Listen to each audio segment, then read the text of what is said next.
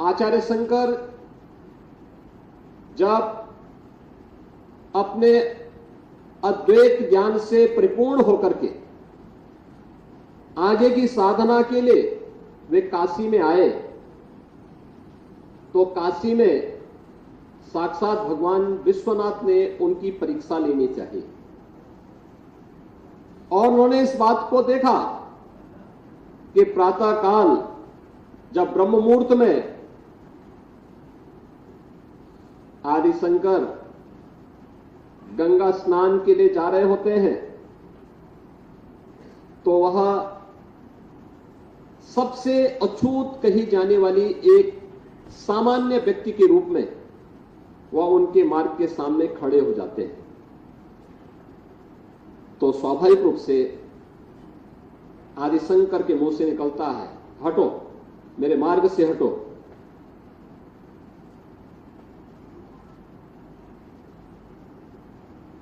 तो सामने से जो चंडाल होता है वह एक प्रश्न पूछता है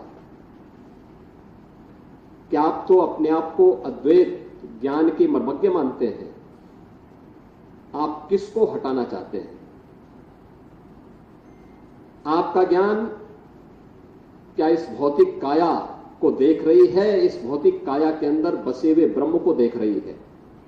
अगर ब्रह्म सत्य है तो जो ब्रह्म आपके अंदर है वही मेरे अंदर भी है, और इस ब्रह्म सत्य को जान करके अगर आप इस ब्रह्म को ठुकरा रहे हैं तो इसका मतलब आपका ये ज्ञान सत्य नहीं है। तो उन्होंने, कोई भौचक थे, एक चंडाल के मुंह से इस प्रकार की बात। उन्होंने कहा कि आप कौन हैं, मैं जानना चाहता हूं।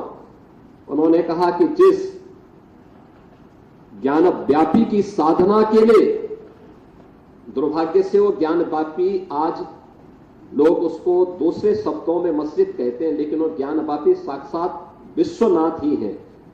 जिस ज्ञान व्यापी की उपासना के लिए आप केरल से चल करके यहां आए हैं, मैं उसका साक्षात स्वरूप विश्वनाथ हूं।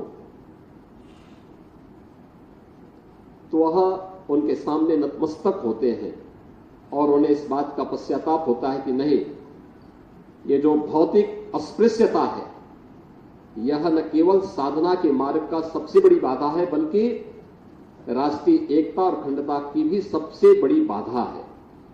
और इस बड़ी बाधा को अगर हमारे समाज ने समझा होता तो देश कभी गुलाम नहीं